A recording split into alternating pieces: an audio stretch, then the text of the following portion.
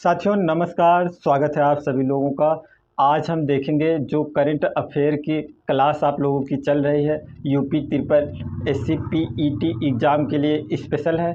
और यह जो है जनवरी से लेकर के सितंबर तक की इसमें करंट अफेयर की न्यूज़ है और जो कि करंट अफेयर की ये तीसरी कड़ी है, यानी तीसरा सीरीज है। इसके पहले हमने 2 क्लास आप लोगों के लिए कर चुके हैं। तो आज क्या है इसमें ख़ास, हम चलिए देखते हैं उसके बारे में।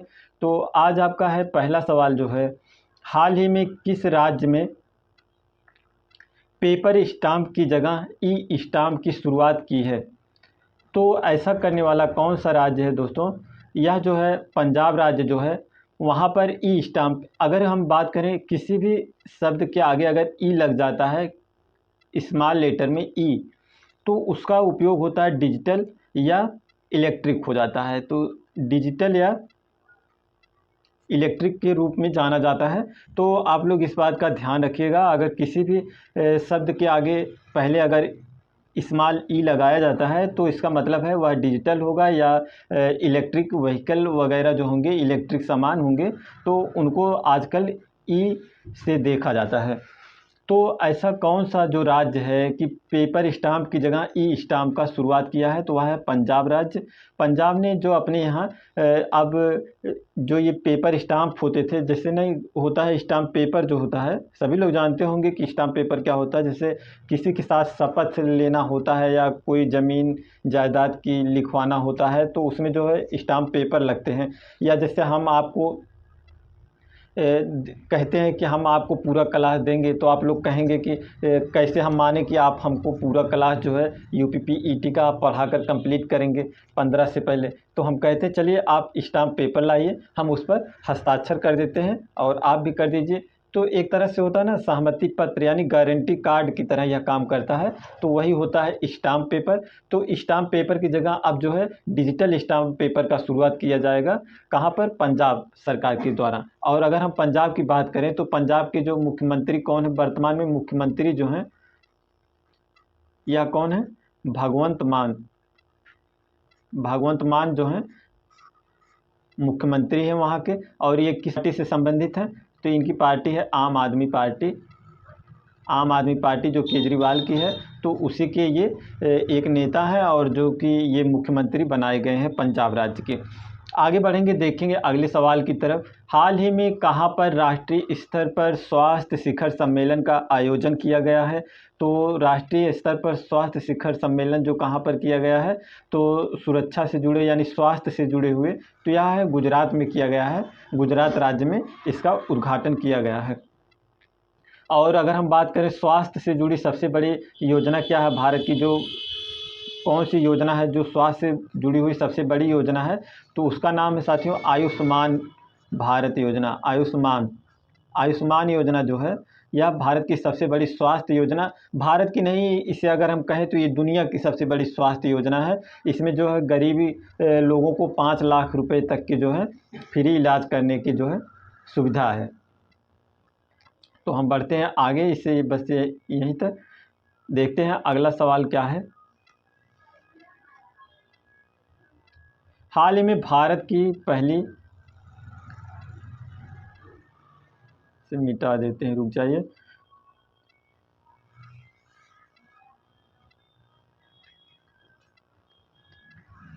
हाल ही में भारत की पहली आदिवासी वेधशाला की घोषणा किस राज्य में की गई है? यानी जो हमारे हेल्थ ऑब्जर्वेटरी हैं, कहाँ पर अनाउंस किया गया है? तो यह किया गया है दोस्तों उड़ीसा राज्य में। कहाँ पर किया गया है? उड़ीसा में हेल्थ ऑब्जर्वेटरी की घोषणा की गई है। तो वहाँ पर उड़ीसा में जो है आपका आदिवासियों के लिए जो है स्पेशल रूप से जो है स्वास्थ्य सेवाएँ दी जाएंगी। अगर हम बात करें हाल ही में कहाँ पर 5वां आदि महोत्सव 2022 का आयोजन किया गया है? तो यह किया गया है, जो 5वां आदि महोत्सव है इसका आयोजन किया गया है मांडला में। मांडला जो कि साथियों आपका पड़ेगा गुजरात राज्य में। यहाँ पर जो है 5वीं बार यानी 5 बार से हर वर्ष मनाया जाता है। तो यह एक राष्ट्रीय जनजातीय उत्सव है, यानी जनजातियों के लिए यह उत्सव मनाया जाता है। तो यह है जो आदि महोत्सव, तो इसे भी याद रखिएगा। आदि महोत्सव कहाँ से संबंधित है? तो मांडला से संबंधित है। और यह किससे जुड़ा हुआ मामला है, यह जो है वहाँ की जनजातियों से जुड़ा हुआ स्पेशल मामला है, आया जाता है जो उत्सव है ये।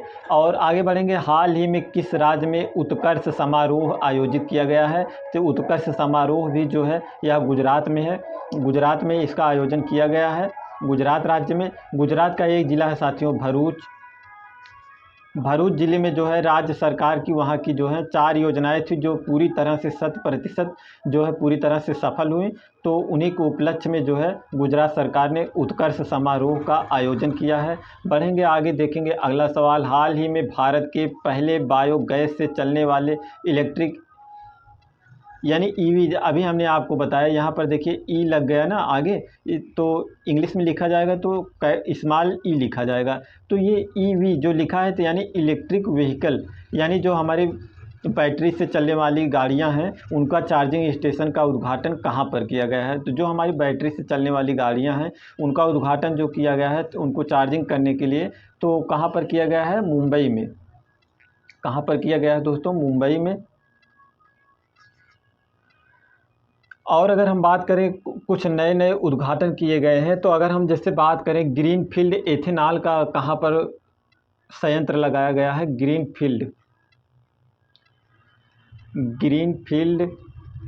एथेनॉल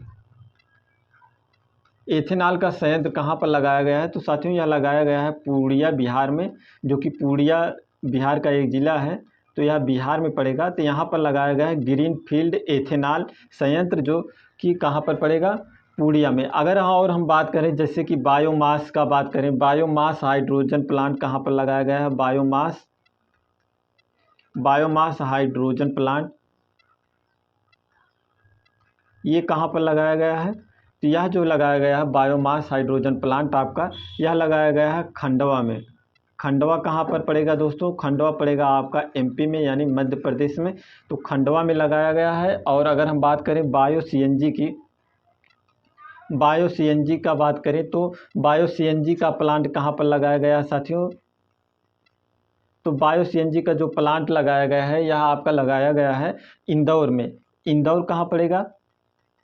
इंदौर जो पड़ेगा यह भी आपका पड़ेगा एमपी में। तो एमपी जो है इंदौर, अगर हम इंदौर के बारे में बात करें तो इंदौर जो है अभी हाल ही में एक रिपोर्ट आई है नीति आयोग की, इसके द्वारा बताया गया है कि 5वीं बार इंदौर जो 5वीं या 7वीं बार क्लियर नहीं है, लेकिन इंदौर जो है 5 या 6 बार से लगातार जो है स्वच्छता में भारत में सबसे स्वच्छ शहर के रूप में चुना गया है इंदौर को। तो इस प्रकार से हमने कई बातों को इसमें ध्यान दिया, तो ये सब चीज़ों को ध्यान रखिएगा। ये जो पूर्णिया बिहार वाला बताए ग्रीनफील्ड का, या खंडवा मध्य प्रदेश का, और जो है इंदौर का बताए, ये सब काफ़ी इम्पोर्टेंट है, अभी हाल फिलहाल की घटित घटनाएं हैं, तो यह हो सकता है एग्ज़ाम में पूछा भी जा सकता है।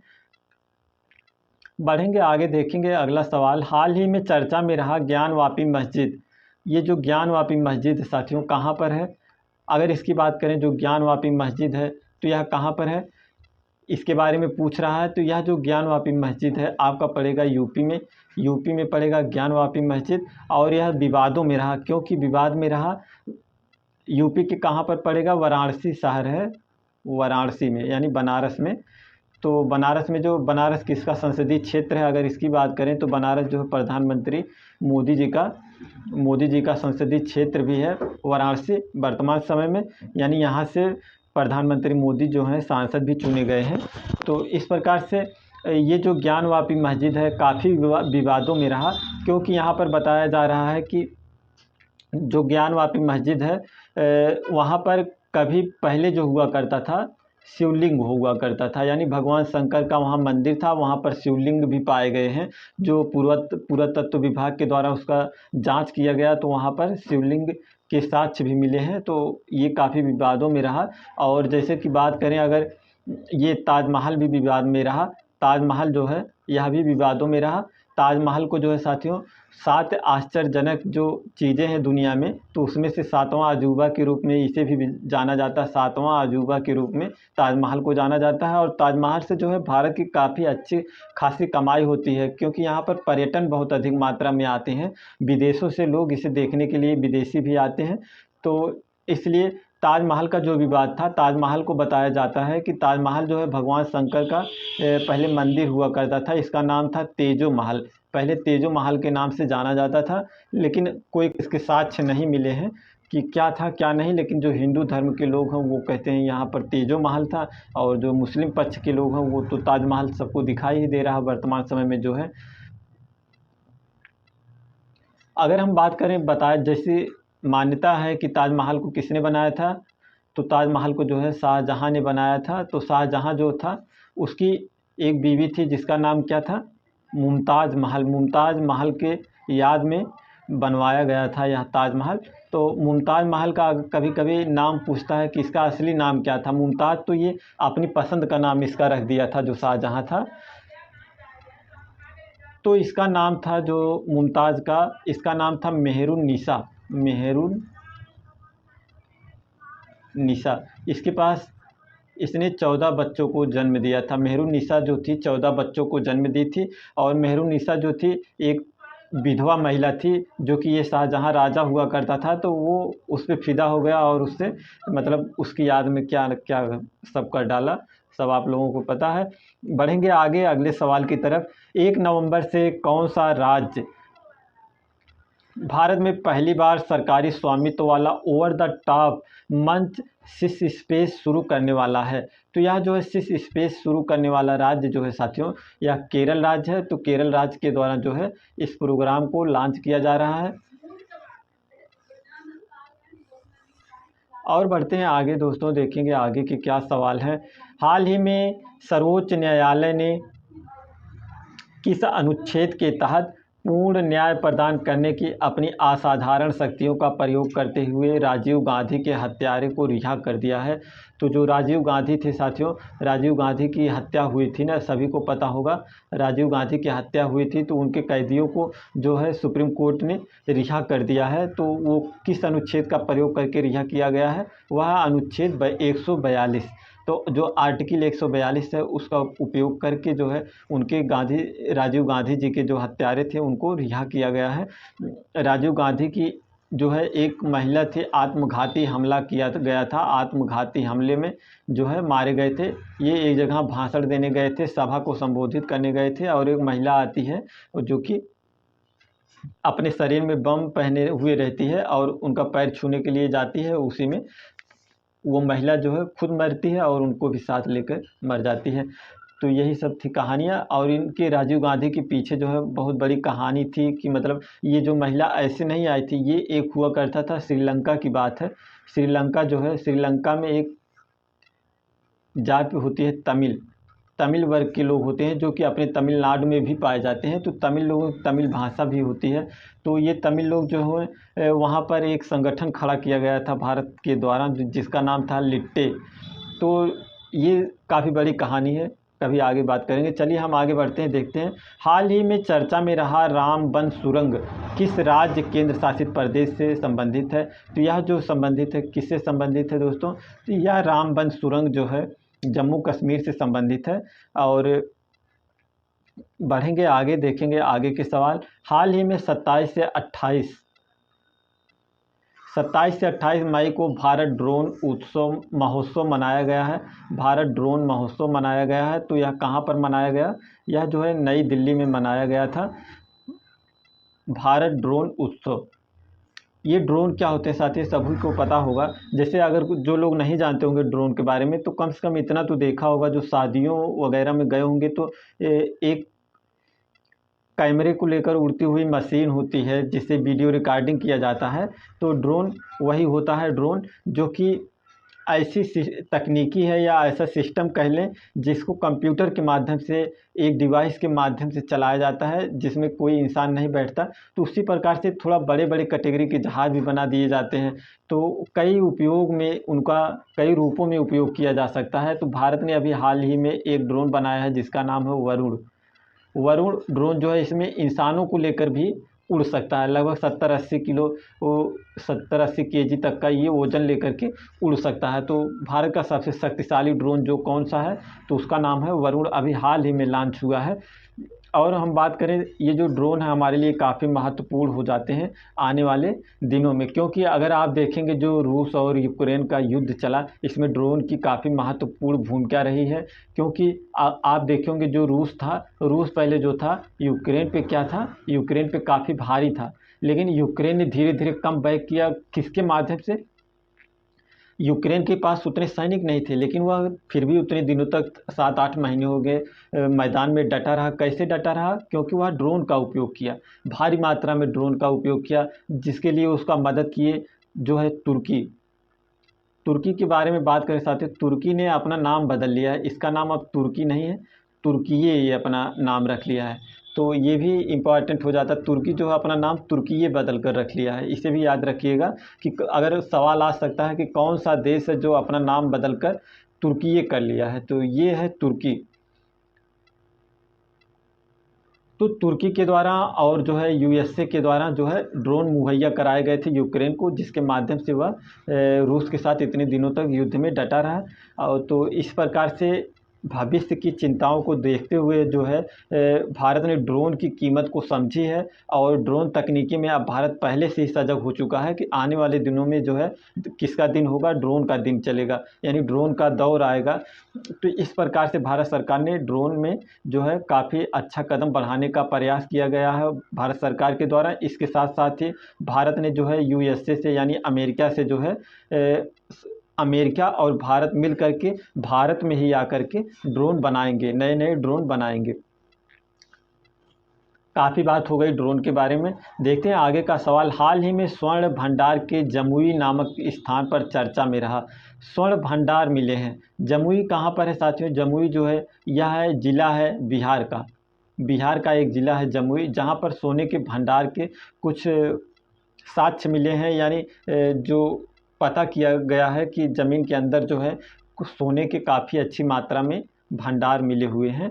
तो यह भी चर्चा में रहा। तो जमुई याद रखिएगा, कहाँ पर सोने के भंडार के साक्ष्य मिलने की जो वो है, तो जमुई जो कि बिहार से संबंधित है, बिहार का एक ज़िला है जमुई, तो इसे भी ध्यान में रखिएगा।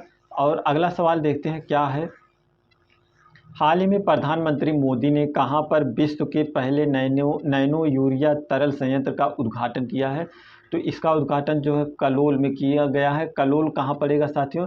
कलोल जो कि पड़ेगा आपका गुजरात में। गुजरात में एक स्थान है कलोल, जहां पर प्रधानमंत्री मोदी ने नैनो यूरिया तरल संयंत्र का उद्घाटन किया गया। यानी वहां पर अब जो है संयंत्र के माध्यम से जो है, अब पहले आप लोग देखते होंगे जो यूरिया की बोरी होती थी, यूरिया का बैग होता था ना, 50 केजी का एक बोरी आती थी जो, तो वो 50 केजी की होती थी। तो जिससे काफ़ी मात्रा में क्या होता था, काला बाज़ारी होता था, काला बाज़ारी होती थी। यूरिया की कई रूपों में उपयोग भी किया जाता है। तो भारत सरकार जो है यूरिया को सब्सिडी पे लेती है। भारत के पास यूरिया का उत्पादन उतनी मात्रा में नहीं होता। हम लोग क्या करते हैं ना कि यूरिया जो है विदेशों से मंगाते हैं। तो जैसे भारत सरकार अगर मान लीजिए 3200 या 3300 में आपको यूरिया लगभग मंगाती है, 3300 रुपये यानी 3300 रुपये में यूरिया सरकार विदेशों से खरीदती है। लेकिन सब्सिडी क्या होता है, इसको भी बताते हैं। सब्सिडी की बात करें तो सब्सिडी जो होता है, पहले आप लोग सुने होंगे कि जो गैस सिलेंडर होते थे हमारे, एलपीजी सिलेंडर जो होते हैं, इनमें सब्सिडी मिलता था, लेकिन सरकार ने सब्सिडी को क्या किया है, बंद कर दिया है। तो जो जैसे सरकार यहाँ से 3300 में, सब्सिडी मतलब होता है एक तरह से छूट, यानी ऑफ़र ले लें, जैसे प्राइवेट कंपनियां या कोई माल या दुकान आपको ऑफ़र देते हैं, उसी प्रकार से सरकार आपको ऑफ़र नहीं देती, आपको सब्सिडी, वही भाषा में कहते हैं सब्सिडी, यानी छूट देती है। तो छूट के माध्यम से सरकार जैसे 3300 की एक बैग 50 केजी का मंगाती है, तो सरकार ने आपको 300 में वही यूरिया आपको ला करके 300 में देती है। तो सरकार अपने पास से लगभग 3000 रुपये अपने जेब से भरती है। तो इस प्रकार से तो इस बैग की जो होती थी, यूरिया की जो होती थी, काला बाज़ारी बहुत अधिक मात्रा में हो जाती थी। तो इसको रोकने के लिए भी काफ़ी कारगर होगा ये जो नैनो यूरिया तरल संयंत्र के द्वारा बनाया जाएगा, जो नैनो यूरिया है उससे काफ़ी। तो इसमें नैनो यूरिया में होगा क्या, एक आधा लीटर की डिब्बी होगी। इसमें जो आपका 50 केजी का यूरिया आता था, वो इसी लिक्विड फार्म में आपको थोड़े से मात्रा में, यानी जो आधा लीटर की आपकी जो तरल यूरिया होगा, जितना आप जितने खेत में छिड़कते थे, मान लीजिए 1 बीघे में आप 50 kg की बोरी डालते थे, तो जितना काम करता था वही उतना ही काम यह भी करेगा, जो आधा लीटर का एक तरल के रूप में आएगा यूरिया वो भी।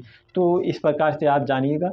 तो तरल यूरिया संयंत्र का उद्घाटन कहाँ पर किया गया है? कलोल, जो कि कहाँ पर पड़ेगा? गुजरात में।